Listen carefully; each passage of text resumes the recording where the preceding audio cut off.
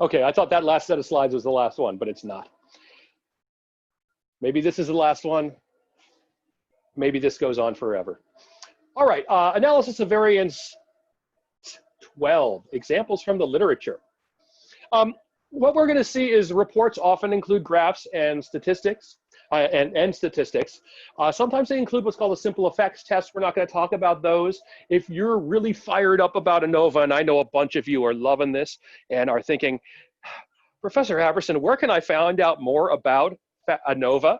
Well, next semester, Psych 478, Analysis of Variance, is the course for you, where we study all of the different forms of Anova, analysis of variance, and you'll get to see me go off on various rants about different statistics. It's really not to be missed. I look forward to seeing you all there.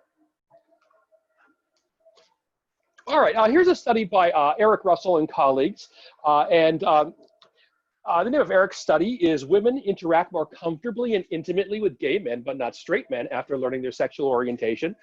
Something that sounds quite reasonable and true to my experience. Eric wrote that he earned his PhD in experimental psychology at UT Arlington with a specialization in social psychology and statistics. Social psychology and statistics often go very closely together. My research interests include close friendships, particularly between gay and straight individuals, mate attraction, mating strategies, evolutionary psychology, and personality psych. Specifically, I've pioneered a program of research investigating the unique dynamics of gay-straight friendships. Much of my research has been featured in many of the news sites and blogs following, including the ones listed here below.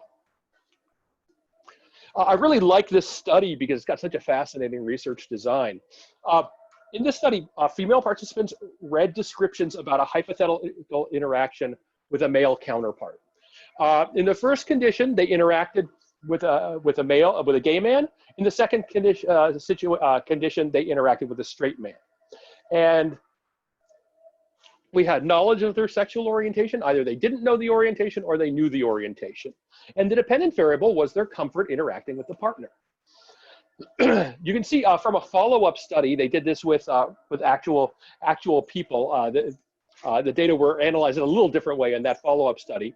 But you see before this, a straight woman with a straight man, before she knows the person's orientation, she's kind of interested. After she knows that it's a straight guy, she's like looking down, looking at her phone and whatever. And here we have another example, a straight woman with a gay man. Before they know the orientation, on the you can see those on the left, they're kind of guarded. After they know the orientation, you can see they open up. They're more interested in talking with the person. They look obviously more comfortable, and that's what they were after in this study. So the way they wrote about this, they said we performed a 2x2 Anova and tested the effect of participants' condition, straight versus gay man, and awareness of the man's sexual orientation, they're not known versus known, on the participants' comfort level. The analysis revealed a significant interaction between the condition and their awareness of the man's sexual orientation.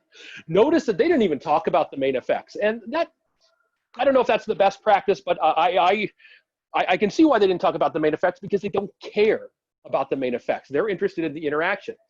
They're saying that when women know the orientation of a gay man, they're going to be more interested in having a conversation with him.